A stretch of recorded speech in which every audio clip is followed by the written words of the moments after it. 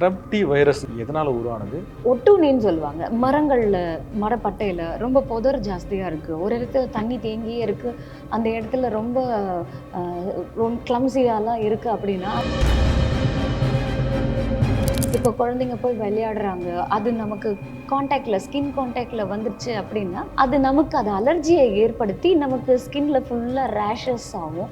புள்ளியா போட்டு போட்டா அவங்களுக்கு அந்த இடத்துல வந்து உயிர் இது ஆபத்தெல்லாம் ஏற்படும். சிவியரிட்டின்றது கிடையாது. ஆனா இதை நம்ம கவனிக்காம சிகிச்சை எடுக்காம விட்டோம் அப்படின்னா ஏற்படலாம். என்ன மாதிரியான ப்ராப்ளம் வரும்? நுரையீரல்ல நம்மளுடைய ஏர்வே சொல்றோம்ல, அதுல வந்து கொஞ்சம் சுருக்கம் ஏற்பட்டு பிரீதிங் டிஃபிகல்ட்டி வரலாம். இயற்கை மருத்துவத்தின் மூலமா இந்த ஸ்க்ரப் டைஃபஸை வந்து எப்படி கியூர் பண்ண முடியும்? இது எப்படி கண்ட்ரோல் பண்ணலாம்? ஃபர்ஸ்ட் இது வராம ப்ரிவென்ஷன்னாக்கா, குழந்தைங்களை வந்து நம்ம இந்த மாதிரி மழை காலம் நிறைய இலையெல்லாம் காஞ்சு போயிருக்கும், அங்க ஃபுல்லா ஒரு மாதிரி இருட்டா இருக்கு, புதரா இருக்கு, அந்த மாதிரி இடத்துக்கு மஞ்சள், வேப்பலை, கற்றாழை இதை மூணுத்தையும் பேஸ்ட்டாக அரைச்சி நம்ம அந்த ஸ்கின்ல போட்டோம் அப்படின்னா அந்த ஃபஸ்ட்டு அந்த இன்ஃபெக்ஷன் வந்து குறையறதுக்கு ஹெல்ப் பண்ணும். ஏன் மஞ்சள் வேப்பலை போட சொன்னேன் அப்படின்னு பார்த்தீங்கன்னா, எல்லா குழந்தையும் விளையாடிட்டு இருந்தாலும் எல்லாருக்கும் இப்படி ஒரு இன்ஃபெக்ஷன் வராது. யாரோட எதிர்ப்பு சக்தி ரொம்ப கம்மியா இருக்கும் அவங்களுக்கு தான் அது வந்து ரொம்ப சீக்கிரத்துல ஏற்படும். யாருக்கு இது ரொம்ப ஈஸியா அஃபெக்ட் ஆகும் அப்படின்னு கேட்டிங்கன்னா, ஸ்டாமினாவை இம்ப்ரூவ் பண்ணுறோம் அப்படின்ற பேரில் நம்ம அவங்களுக்கு நிறைய ட்ரிங்க்ஸை தரும். அதில் வந்து பார்த்திங்கன்னா அதிகமாக சாக்லேட் ஃப்ளேவரில் இருக்கக்கூடியதான் நம்ம ப்ரிஃபர் பண்ணுறோம். ஏன்னா அப்படி இருந்தால் தான் அவன் குடிக்கிறான்னு சொல்லி நம்ம சாக்கு சொல்கிறோமே தவிர அது குழந்தைங்களுடைய பசியை வந்து அடக்கிடுது. அதே நேரத்தில் அவங்களுக்கு இந்த மாதிரி குழந்தையோடைய முகத்தில் வெள்ளையாக பேச்சஸ் இருக்குது அப்படின்னா அது வார்ம் இன்ஃபெஸ்டேஷன் இருக்கிறதும் அவங்களுடைய குடல் வந்து மலச்சிக்கல் நோயின் தாய்ன்னு சொல்லுவோம். மலச்சிக்கல் நோயின் தாய். Constipation is mother of all disease. அந்த மலச்சிக்கல்ன்ற ஒரு விஷயம் வந்துட்டா அடுத்தடுத்து வேற எல்லா பிரச்சனையும் ரொம்ப ஈஸியா வந்துடும்.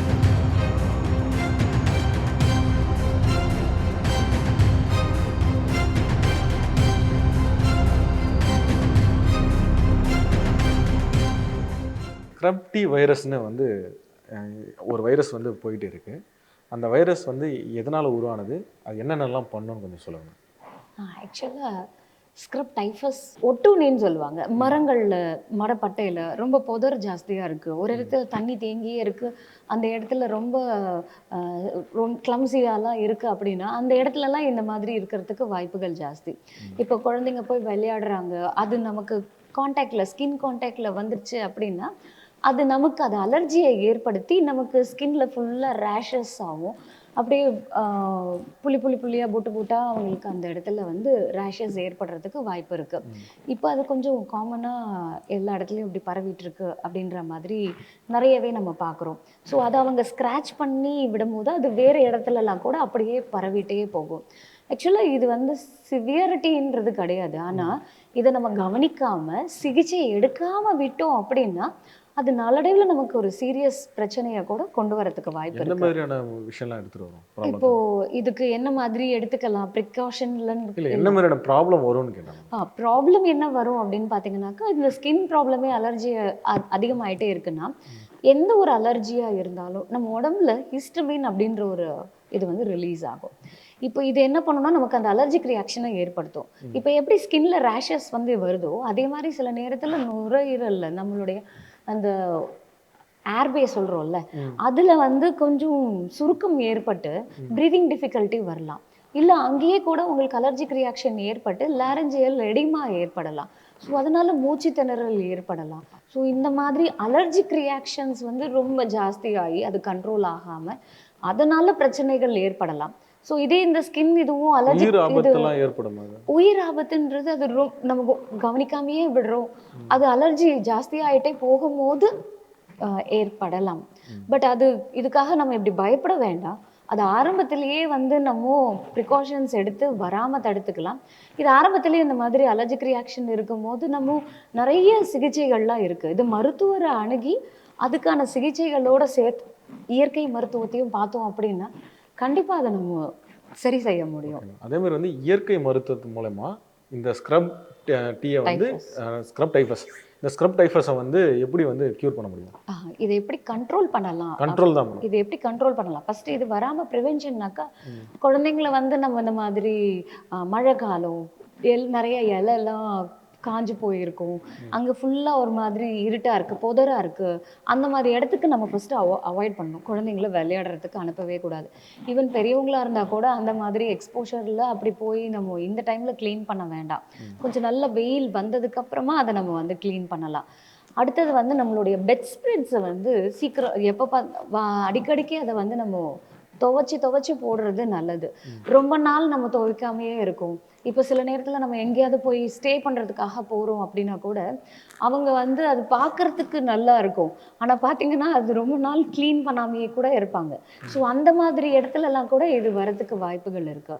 இன்னொரு இது வந்து பார்த்தீங்கன்னாக்கா, நம்ம டேங்கை க்ளீன் பண்ணாமல், தண்ணி டேங்கை க்ளீன் பண்ணாமல் வச்சுருக்கோம் அப்படின்னாலும் அந்த இந்த இன்ஃபெக்ஷன்ஸ் எல்லாம் வரலாம். ஸோ அடிக்கடிக்கு நம்மளை சுற்றி இருக்கக்கூடிய என்விரான்மெண்ட்டை க்ளீனாகவும், நம்ம யூஸ் பண்ணக்கூடிய வாட்டராக இருக்கட்டும், சரௌண்டிங்ஸாக இருக்கட்டும், தண்ணி எங்கேயோ தேக்க விடாமல் அந்த மாதிரி கொஞ்சம் க்ளீனாக ஹைஜீனிக்காக நம்ம மெயின்டைன் பண்ணிக்கிட்டாலே இந்த மாதிரி ஒரு விஷயம் வராமல் தடுக்கலாம். இன்னொன்று, ஒரு இடத்துல அப்படி லீஷன் இருக்குன்னா அதை நம்ம இச் பண்ணாமல், அது சொரியாமல், அது இன்னொரு இடத்துல படாமல், நம்ம நகத்துலலாம் வந்து அந்த இது படாமல் பார்த்துக்கிறது நல்லது. ஸோ அதுக்கு அந்த மாதிரி வந்துருச்சு அப்படின்னா அதில் நம்ம அப்ளிகேஷனாக மஞ்சள், வேப்பலை, கற்றாழை இதை மூணுத்தையும் பேஸ்ட்டாக அரைச்சி நம்ம அந்த ஸ்கின்ல போட்டோம் அப்படின்னா அந்த ஃபஸ்ட்டு அந்த இன்ஃபெக்ஷன் வந்து குறையறதுக்கு ஹெல்ப் பண்ணும். ஸோ இது மருத்துவர்கிட்ட நம்ம வந்து இதை பற்றி நம்ம கண்டிப்பாக இன்ஃபார்ம் பண்ணி அந்த மெடிக்கேஷனோடு சேர்த்து இதை நம்ம வந்து ஃபாலோ பண்ணும்போது ரொம்ப எஃபெக்டிவாகவே இருக்கும். இதில் வந்து உள்ள எடுத்துக்கிற உணவுகளில் வந்து பார்த்திங்கன்னா இஞ்சியும் பூண்டும் அவ்வளோ நல்லது. ஏன் அப்படின்னு சொல்லிங்கன்னா இது ரெண்டுமே வந்து ஆன்டி ஹிஸ்டமின் எஃபெக்டை கொடுக்கும். நான் இப்போ சொன்னல ஒரு அலர்ஜி நடக்குது அப்படின்னா நமக்கு அந்த ஹிஸ்டமின் ரிலீஸ் அப்படின்றது இருக்கும் அப்படின்னு.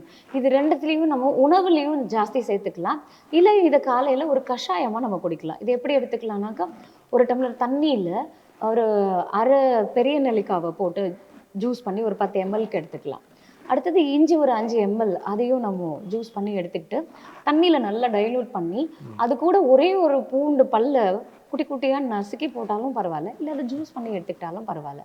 இது கூட கொஞ்சம் நாட்டு சக்கரை கலந்து காலையில் நம்ம குடிச்சிட்டு வந்தோம் அப்படின்னா இது நமக்கு இந்த மாதிரி இந்த இன்ஃபெக்ஷன், அதுவும் குறிப்பாக இந்த ஸ்க்ரப் டைஃபஸ்க்கு வந்து இது ரொம்பவே நல்லது. ஏன்னா இந்த இதில் வந்து பார்த்தீங்கன்னாக்கா இஞ்சியில் ஜிஞ்சரோல் அப்படின்ற ஆன்டி ஆக்சிடென்ட் ப்ரெசென்ட் ஆகிருக்கு. அதே பூண்டில் வந்து பார்த்தீங்கன்னா ஆலிசின், இது ஒரு சல்ஃபர் காம்பவுண்ட். இது வந்து நம்மளுடைய அந்த ஹிஸ்டமின் ரிலீஸ், அது பாக்டீரியலாக இருக்கட்டும், வைரலாக இருக்கட்டும், எந்த பேராசிட்டிக் இன்ஃபெக்ஷனாக இருந்தாலும் சரி, அதை ரொம்ப ஈஸியாக நம்ம பாடியை வந்து டீடாக்ஸ் பண்ணுறதுக்கு, கிளென்ஸ் பண்ணுறதுக்கு இது ஹெல்ப் பண்ணும். இன்னொன்று, நம்மளுடைய சருமத்தை இது ரெண்டுமே மெயின்டைன் பண்ணும். அந்த சல்ஃபர் காம்பவுண்டுன்றது சருமத்தோடைய பராமரிப்பே நமக்கு மெயின்டைன் பண்ணும். ஸோ அப்போது அது நார்மல் இதுக்கு வரதுக்கு ஹெல்ப் பண்ணும். அந்த இடத்துல ஏன் மஞ்சள், வேப்பலை போட சொன்னேன் அப்படின்னு பார்த்தீங்கன்னா, மஞ்சளில் குர்குமின் இருக்குது. இதுக்கு anti inflammatory effect, antibiotic effect, antiseptic effect. So இது ஒரு முழு மருந்தாகவே நம்ம வந்து கருதலாம் மஞ்சள். அதனால தான் நம்மளுடைய சமையலில் பார்த்தீங்கன்னா மஞ்சள் இல்லாத சமையலே கிடையாது. ஒரு சிட்டிகையாவது நம்ம வந்து சேர்ப்போம். ஏன்னா அந்த உணவு இதில் வந்து நம்மளுடைய எதிர்ப்பு சக்தியை மெயின்டைன் பண்ணணும் அப்படின்னு. இதை வந்து நம்ம அப்ளிகேஷனாக போடலாம். வேப்பிலையில் சொல்லவே வேண்டாம், அது வந்து அந்த அளவுக்கு ஆன்டிபயோட்டிக் எஃபெக்ட் இருக்கக்கூடியது. இது கூட நம்ம கற்றாழையும் சேர்த்து நம்ம எடுக்கும் போது அந்த ஸ்கின்ல வந்து எக்ஸ்போலியேட்டுன்னு சொல்லுவோம். அதாவது அந்த செல்ஸை வந்து கிளியர் பண்ணி உங்களுக்கு அந்த ஸ்கின் நார்மலாக வர்றதுக்கு அந்த ஈச்சிங் இல்லாமல், ஏன்னா இது இச் பண்ணும்போது தான் அவங்க அதை மொத்த இடத்துலையும் இது பண்ணிக்கிட்டே இருப்பாங்க, கண்டாமினேட் பண்ணிக்கிட்டே இருப்பாங்க. ஸோ அதை வந்து நம்ம அந்த மாதிரி அப்ளிகேஷன் கொடுக்கும்போது அது ஈஸியாக கண்ட்ரோல் பண்ணும். நம்ம இயற்கை மருத்துவத்தில் அரோமா தெரப்பி அப்படின்னு இருக்கு. அந்த அரோமா தெரப்பியில் டீ ட்ரீ ஆயில், சிட்ரோனில்லான்னு சொல்லுவோம். இந்த 2 அரோமா ஆயிலையும் ஜஸ்ட்டு 1 ஸ்பூன் தேங்காய் எண்ணெயில் ஒரு ட்ராப்பை அப்ளை பண்ணி நைட்டு படுக்கிறதுக்கு முன்னாடி அதை நம்ம ஸ்கின்ல அப்ளை பண்ணிட்டு படுத்தாலே போதும். ஸோ இந்த மாதிரி இன்ஃபெக்ஷன்ஸை தடுக்கவும் செய்ய முடியும். அதை வந்து ஈஸியாக கொஞ்சம் நம்ம கண்ட்ரோலும் பண்ணுறதுக்கு ஹெல்ப். அப்போ ஸ்க்ரப் டைஃபஸை பற்றி பயப்பட தேவையில்லை, ஈஸியாக அதை க்யூர் பண்ணிக்கலாம், தடுக்க முடியும். கியூர் அப்படின்றது இல்லை, கண்ட்ரோல்ன்றது கண்ட்ரோல் நம்ம பண்ண முடியும். பண்ணலாம். ஓகே. அதுவும் மருத்துவருடைய மேல் பார்வையில் கண்டிப்பாக நம்ம வந்து அவங்கள அணுகி இதை பற்றிய இதுதானா அப்படின்றதையும் டயக்னோஸ் பண்ணி அந்த மருத்துவத்தோட, அதாவது மெடிசனோட சேர்த்து எடுக்கும் போது நம்ம கண்டிப்பாக பயப்பட வேண்டாம். மேம் அதே மாதிரி இந்த ப்ரிவென்ஷன் வந்து இதுக்கு வரதுக்கு முன்னாடி தடுக்கிறதுக்கு என்ன பண்ணலாம் ப்ரிவென்ஷன்? இப்போவுமே சருமத்தில் வந்து பார்த்திங்கன்னா, இப்போ இதே விஷயம் எல்லா குழந்தையும் விளையாடிட்டு இருந்தாலும் எல்லாருக்கும் இப்படி ஒரு இன்ஃபெக்ஷன் வராது. இப்போது எக்ஸாம்பிள் நான் சொல்லணும்னா, ஒரு 4 பேர் இருக்கோம். ஒரு 4 இதுலேயுமே வைரஸ் இருக்கக்கூடிய ஒரு பானகத்தை 4 பேருமே குடிக்கிறோம்னா 4 பேருக்குமே இது அட்டாக் ஆகிடும். யாரோட எதிர்ப்பு சக்தி ரொம்ப கம்மியாக இருக்கோ அவங்களுக்கு தான் அது வந்து ரொம்ப சீக்கிரத்தில் ஏற்படும். அந்த மாதிரி யாருக்கு இது ரொம்ப ஈஸியாக அஃபெக்ட் ஆகும் அப்படின்னு கேட்டிங்கன்னா, நம்ம உடம்புல கழிவுகள் ஜாஸ்தியாக இருக்கும் போது. நம்மளுடைய சருமமே வந்து பார்த்திங்கன்னா, it is an excretory organ. உடம்புல இருக்கக்கூடிய கழிவை வேர்வை மூலயமா வெளியே தள்ளக்கூடிய ஒரு முக்கியமான உறுப்பு தான் நம்மளுடைய சருமமே.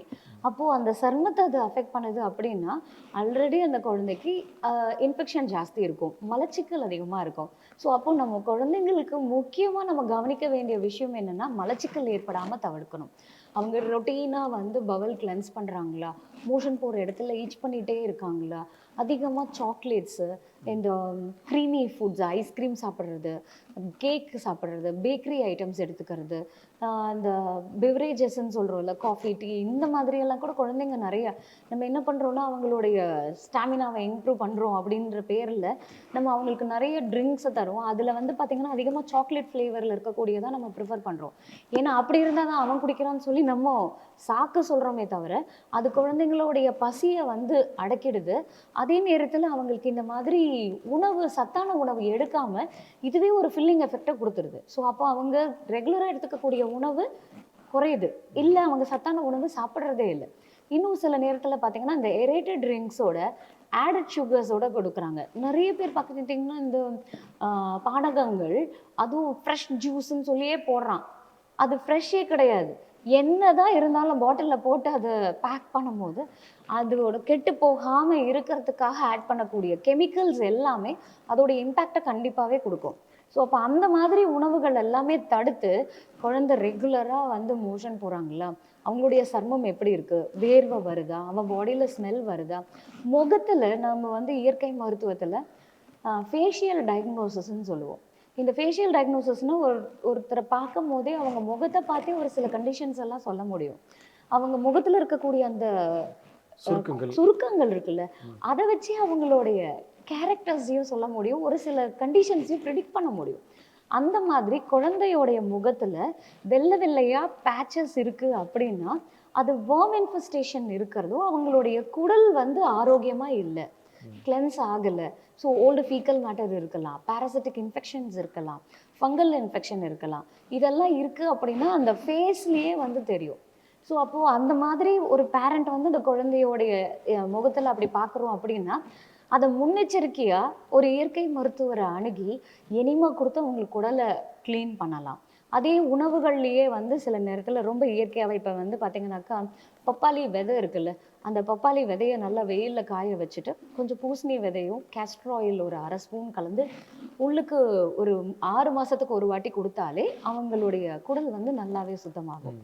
அதே மாதிரி பப்பாளியே பழமே நல்ல ஒரு பவுல் ஃபுல்லாக காலையில் பிரேக்ஃபாஸ்ட் பதிலாக ரெகுலராக நம்ம வாரத்தில் ஒரு 2 நாள் இல்லை 3 நாள் கொடுத்தா கூட குழந்தைங்களுக்கு அந்த மலச்சிக்கலே ஏற்படாமல் நல்லா கிளென்ஸ் ஆகும். பழங்கள், காய்கறிகளில் அதிகமாக நார்ச்சத்து உள்ள பழங்கள், காய்கறிகள் கொடுத்தாலே அவங்களுக்கு அந்த மாதிரி மலச்சிக்கல் ஏற்படாது. எப்போவுமே நாங்கள் இயற்கை மருத்துவத்தில் என்ன சொல்லுவோம்னா, மலச்சிக்கல் நோயின் தாயின்னு சொல்லுவோம். மலச்சிக்கல் நோயின் தாய், நோயின் தாய். Constipation is mother of all disease. அந்த மலச்சிக்கல்ன்ற ஒரு விஷயம் வந்துட்டா அடுத்தடுத்து வேற எல்லா பிரச்சனையும் ரொம்ப ஈஸியாக வந்துடும். இப்போ ஒரு சின்ன இடத்துல தண்ணி தேங்கி இருக்குன்னு வைங்க, ஃபஸ்ட்டு நாள் அந்த தண்ணி கிளியராக இருக்கும். ஆனால் அதே ஒரு 10 நாள் கழிச்சு பார்த்தோம்னா எப்படி இருக்கும்? இருக்காது. அந்த தண்ணி வந்து ஃபுல்லாக புழு, பூச்சி எல்லாம் அந்த இடத்துல கலர் ஆஃப் வாட்டரே வந்து சேஞ்ச் ஆயிடும். அந்த மாதிரி தான் நம்ம உடம்புல இருந்து வெளியேற வேண்டிய கழிவு வெளியேறாமல் உள்ளேயே இருந்துச்சு அப்படின்னா it is the base soil for ஜெர்ம்ஸ்ன்னு சொல்லுவோம். அப்போது ஒரு கிருமி வளர்ச்சி அடையணும்னா அதுக்கான அந்த பேஸ், அந்த சாயில் இருந்தால் மட்டும்தான் அதோடைய வளர்ச்சியே இருக்கும். அப்போ ஆரம்பத்திலேயே நம்ம பாடியை நல்லா டீடாக்ஸ் பண்ணி நம்ம ஹெல்த்தியாக வச்சுருக்கோம் அப்படின்னா இதெல்லாம் ஒண்ணுமே இல்லை, நம்மளோட எதிர்ப்பு சக்தியே போதும் அதை நம்ம ஜெயிச்சு வர்றதுக்கு. ஓகே ஓகே, ரொம்ப நன்றிங்கம்மா. தேங்க்யூ.